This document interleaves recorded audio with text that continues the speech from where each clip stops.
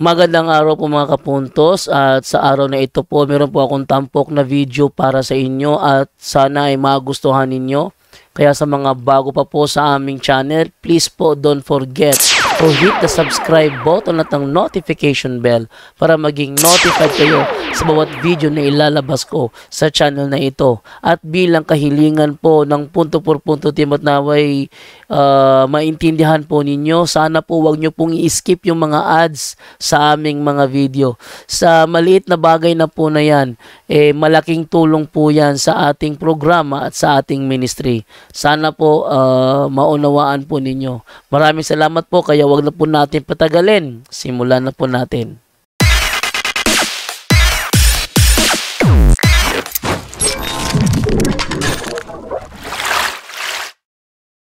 Magandang gabi mga kapuntos, at sa gabing ito akin tatalakayin yung patungkol doon sa debate na nangyari sa pagitan ni Brother Wendell Talibong at saka ni Ahmad Barcelon.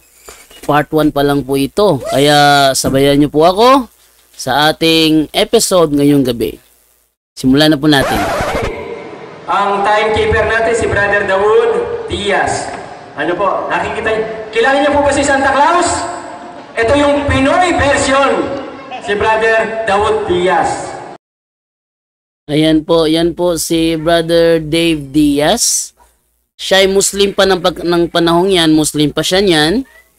Dawood Diaz ang kanyang pangalan bilang Muslim name niya.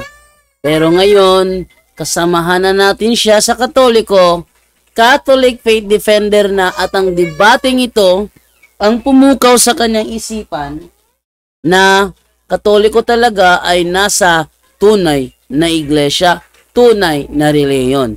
Ipagpatuloy po natin. Okay. At may kasama kang isa pang timekeeper. At ang isa pang timekeeper, sa panig naman po ni Brother Wendell, si Brother Arnold Ramoso. Okay, thank you, brother. Okay. Yan, kaya ang timekeeper sa debating ito ay si Brother Dave Diaz at saka si Brother Arnold Ramoso.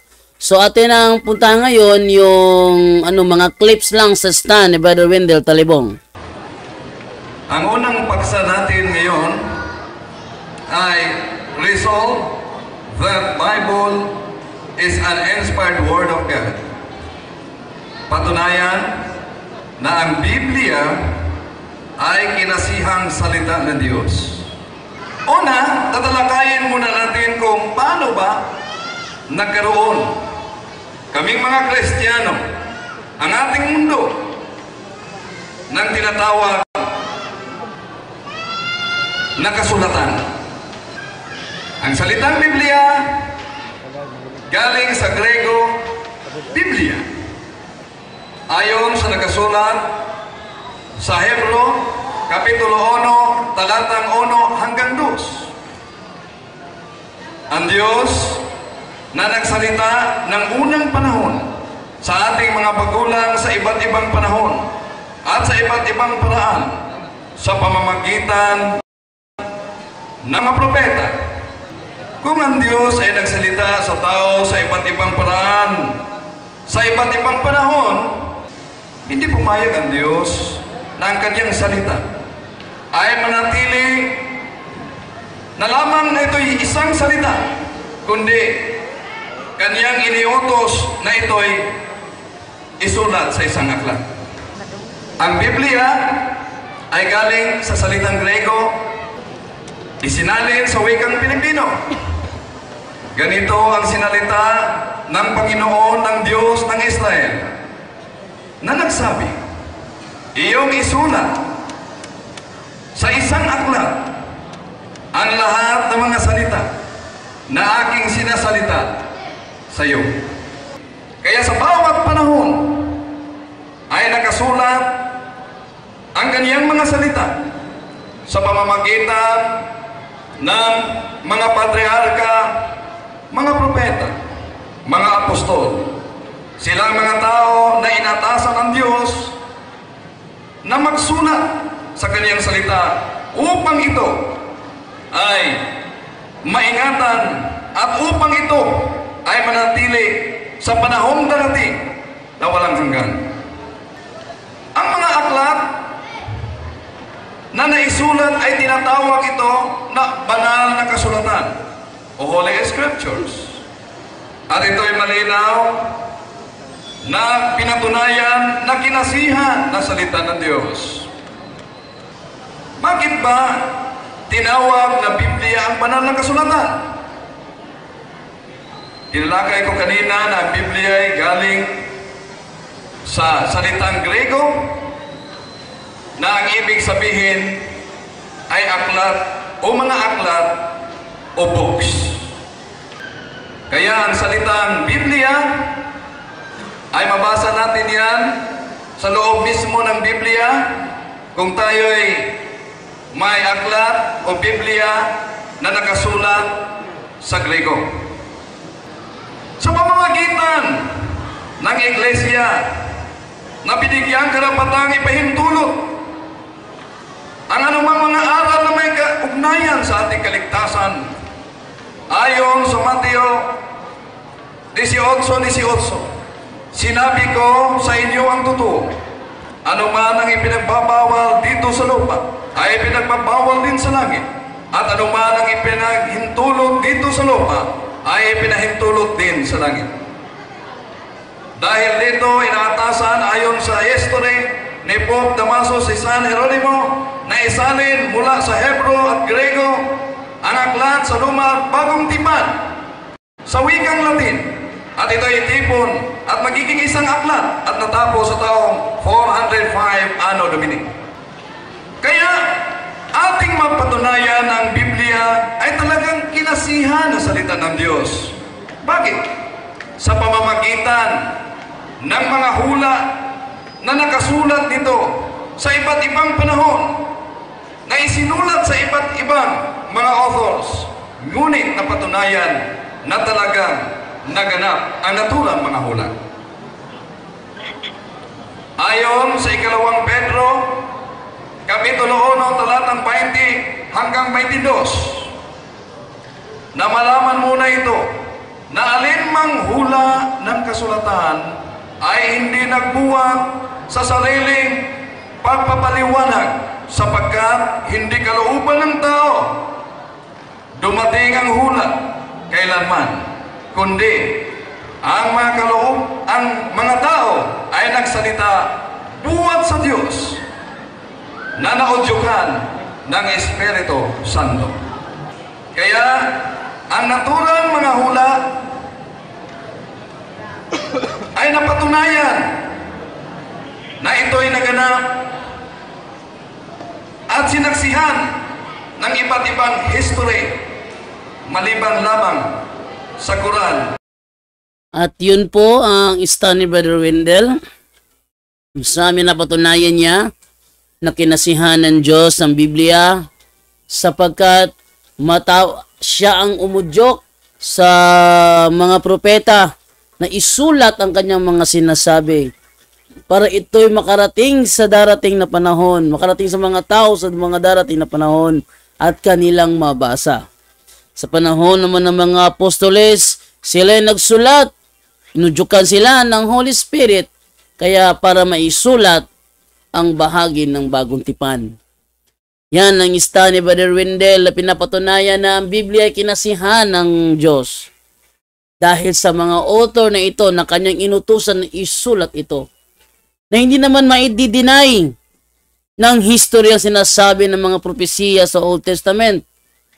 Ay na lang halimbawa ng pagkamartir ni Kristo nung siya ay ipako sa krus. Tanging Quran lamang ang tumututol dito. Pero mga history ay sumasang-ayon dito. Kahit pa doon sa aklat ni Tacitus, the Roman historian, sa kanyang Annals 1455 ba yun? Chapter 14 verse 55.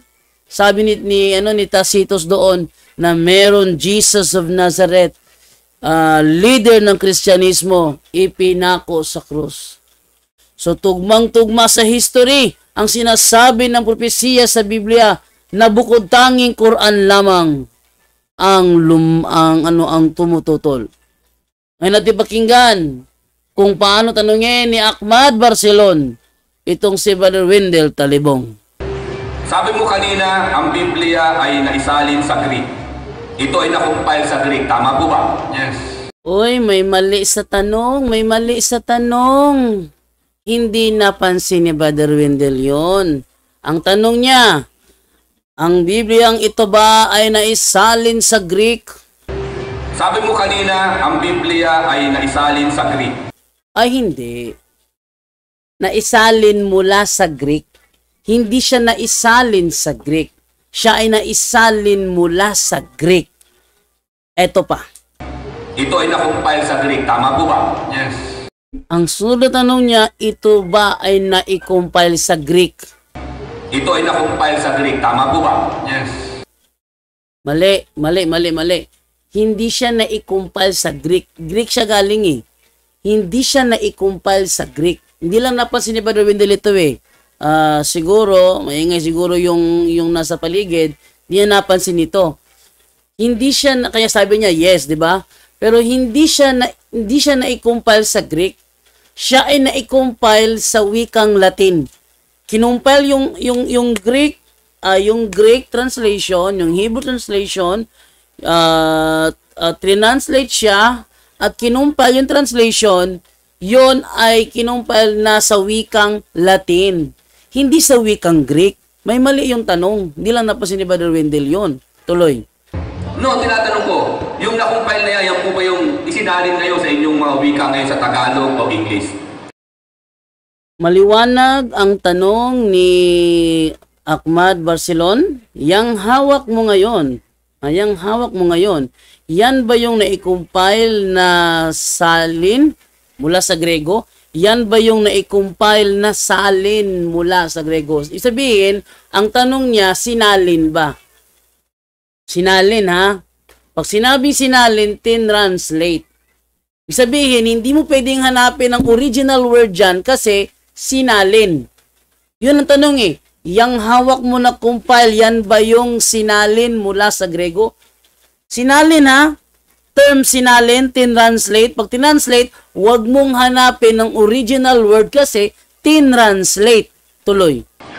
Sabi ko na ang aklat na ito ay galing sa Greek, Hebrew at Latin. Opo, ito nga po yung hawak nyo ngayon na pinanggalingan ng Greek na sinasabi nyo. Tama po ba? Yes. O Hebrew? Okay. Simple lang po naman ang tanong ko. Okay. Sabi nyo na ang Biblia ay nakasulat sa loob ng Biblia. Yes. Nasaan po at yayakap na ako sa inyong reliyon? Ayan. Ang sabi niya, sinabi daw ni Brother Wendell na ang Biblia ay mababasa sa loob ng Biblia. Basahin mo yan at yayakap na ako sa inyong relihiyon. Sabi nyo na ang Biblia ay nakasulat sa loob ng Biblia. Yes. Nasaan po at yayakap na ako sa inyong reliyon? Pakinggan muna natin kung paano sinabi ni Brother Wendell yung sinasabi niya na mababasa sa Biblia, ang salitang Biblia sa loob ng Biblia. Eto. Kaya ang salitang Biblia ay mabasa natin yan sa loob mismo ng Biblia kung tayo'y may aklat o Biblia na nakasulat sa Grego. Ayan, maliwanag ha? Ang sinabi ni Brother Wendell, ang salitang Biblia ay mababasa mo sa loob ng Biblia kung ang Bibliang hawak mo ay Bibliang Grego. Kaya ang salitang Biblia ay mabasa natin yan sa loob mismo ng Biblia kung tayo'y may aklat o Biblia na nakasulat sa Grego. Bibliang Grego. Yun ang sinabi ni Brother Wendell. Yung nakalagay doon, Intro Wadi para Carpo, Ercomenos Pericaita Biblia Malistatas Membranas. Sabi niya, ang salitang Biblia, mababasa mo sa loob mismo ng Biblia kung ang Bibliang hawak mo ay Bibliang Grego. Sabi ni Ahmad Barcelon, sinabi mo kasi na mababasa sa loob ng Biblia ang salitang Biblia. Sabi nyo na ang Biblia ay nakasulat sa loob ng Biblia. Yes. Nasaan po at yayakap na ako sa inyong reliyon? Ano ba ang tinutukoy ni Brother Wendell doon? yung Greek Bible. Kaya ang salitang Biblia ay mabasa natin yan sa loob mismo ng Biblia kung tayo'y may aklat o Biblia na nakasulat sa Grego. Sabi niya, basahin mo nga at sasanib na ako sa inyong relihiyon. Yan na. Pakinggan natin kung maninindigan ba si Ahmad Barcelon sa sinabi niyang yan.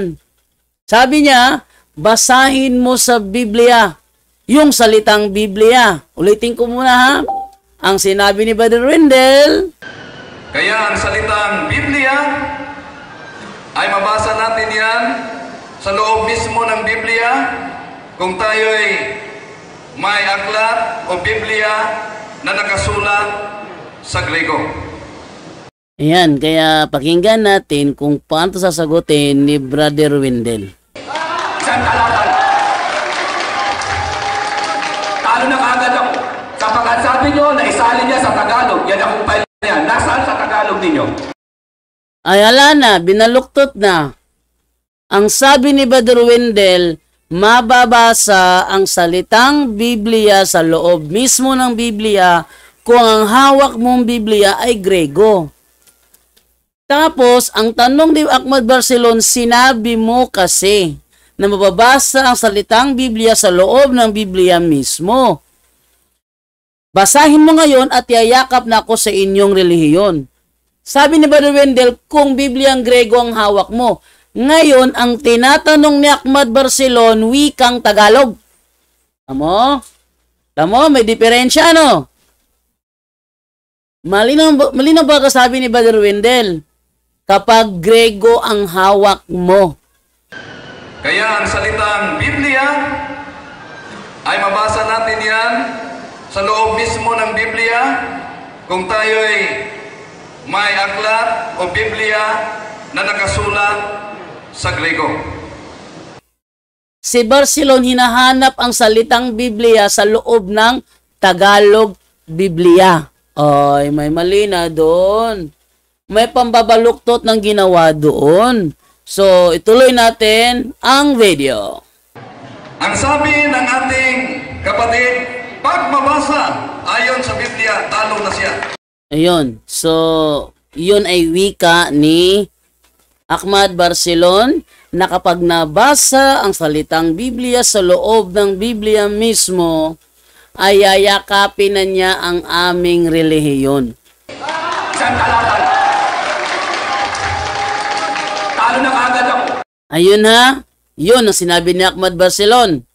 Isang talata lang, talo na agad ako. Isang talata.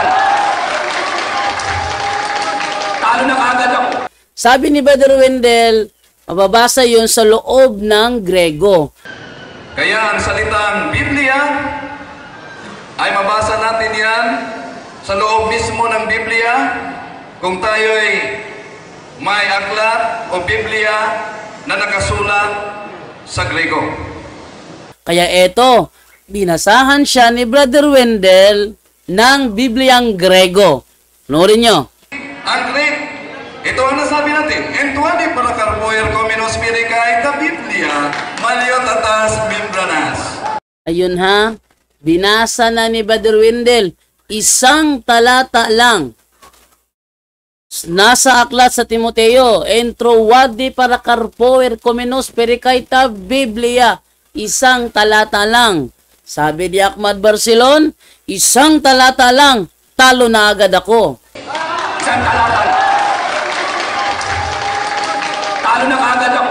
At ngayong nabasa na ang isang talata, Ang Greek, ito ang nasabi natin, entuani para carboyer cominos miricae ta Biblia, maliot atas membranas. ibig sabihin, based sa kanyang sinabi, talo na siya. Isang talata.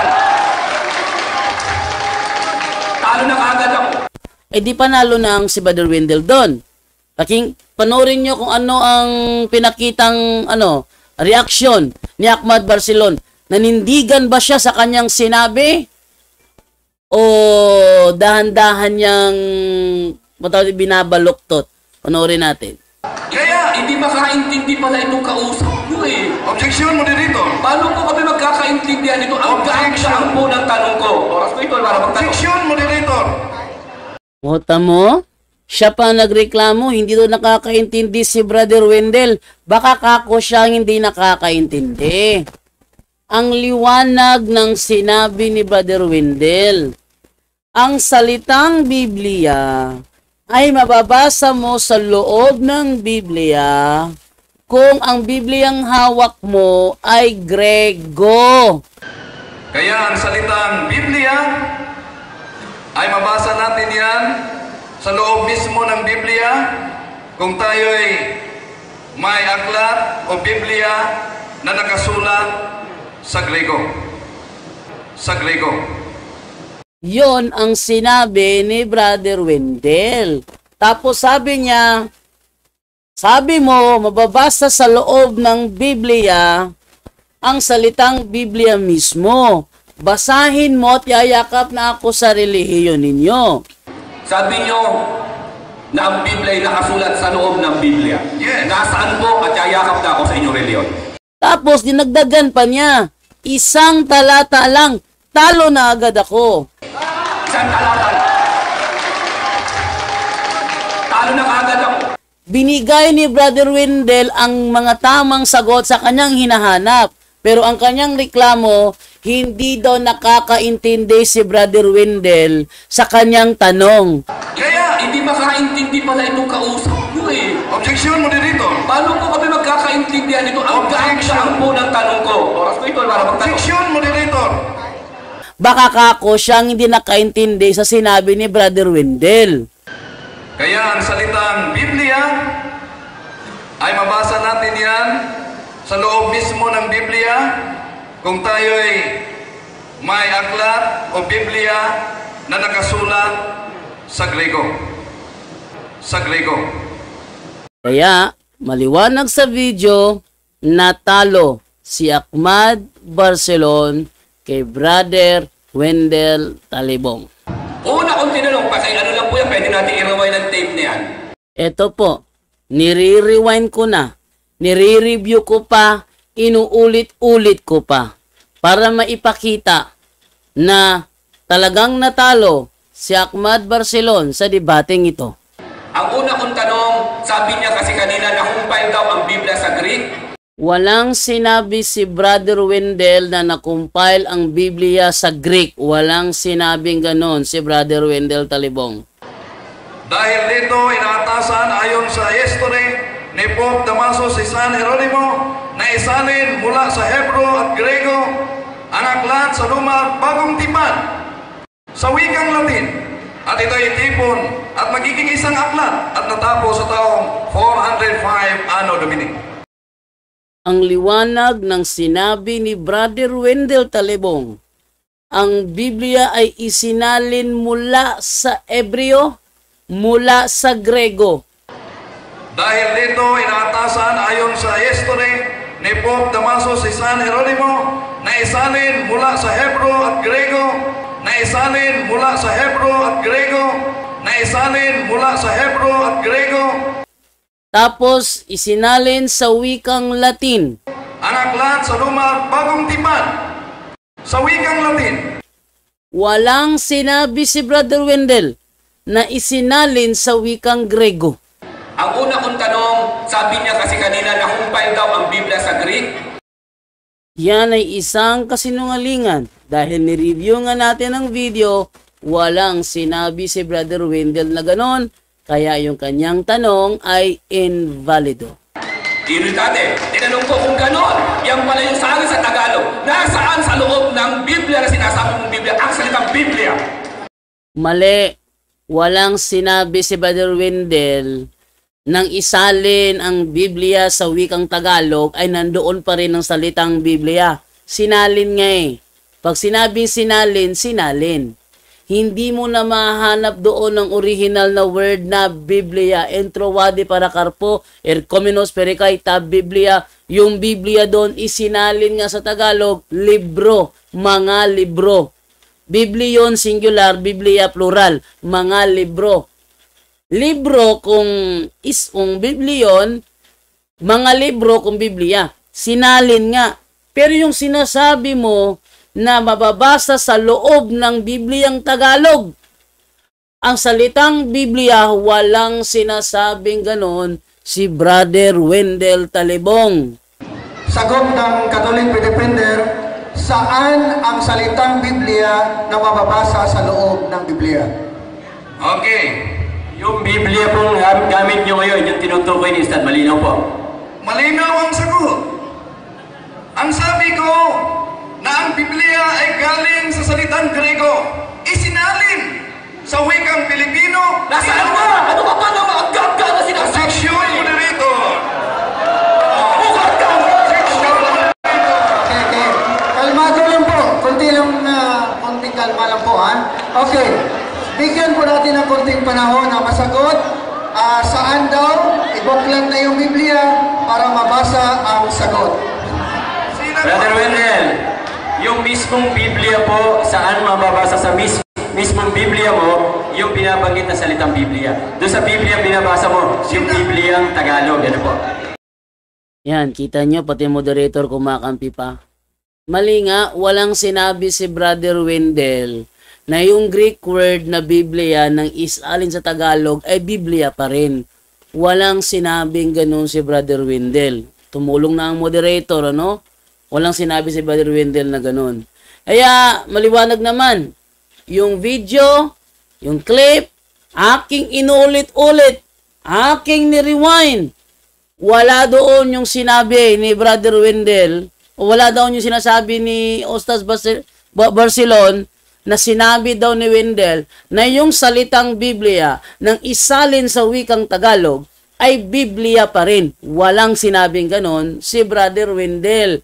Ang sinabi ni Wendell, mababasa mo ang salitang Biblia sa loob mismo ng Biblia kung ang Bibliang hawak mo ay Bibliang Grego.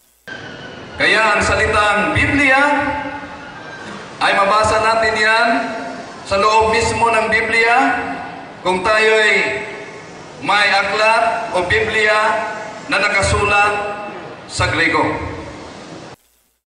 At dahil doon, kitang-kita, doon pa lang, talo na si Ustaz Ahmad Barcelon dahil sa kanya mismong bibig nang galing, isang talata lang, talo na agad ako. Isang talata. Talo na agad ako. Binasa sa isang talata, Introwadi para karpo erkomenos perekaita Biblia. Sa loob ng Biblia mismo, sa loob ng Biblia, ang tanong, pinanindigan ba ni Ahmad Barcelon? Ang sinabi niya na kapag mabasa sa loob ng Biblia ang ginagamit ni Brother Wendell Talibong, ang salitang Biblia mismo, iyayakapin na niyang pananampalatayang Kristyanismo? Sabi nyo na ang Biblia ay nakasulat sa loob ng Biblia. Yes. Nasaan po at yayakap na ako sa inyong reliyon? Hindi niya ginawa. So, di naman mahalaga kung may palabra de honor ba o wala. Ang mahalaga, nakuhanan ng video kung paano ang pagkakasabi ni Brother Wendell. Maliwanag. Kaso nga lang, meron tabingi lang sa tanong. No? Yun talaga hindi natin maiiwasan na minsan, hindi marinig yung sinasabi ng katunggali, hindi mo makuha ng maayos kasi may nagsasita sa tabi mo, may nag-uusap dito, may nag-uusap doon, focus ka pa, minsan nag-i-imagine ka pa ng ano kaya magandang itanong, kaya hindi naririnig. Kaya pag may narinig na words, maliit lang, na akala niya yun talagang sinabi. In which, in reality, hindi yun ang sinabi ni Brother Wendell. At based sa naturang video na aking napansin, talaga klaro, natalo si Ahmad Barcelon. Yun po ang ating episode sa gabing ito. Maraming salamat po at kita-kits po ulit tayo bukas sa punto por punto. Maraming salamat po.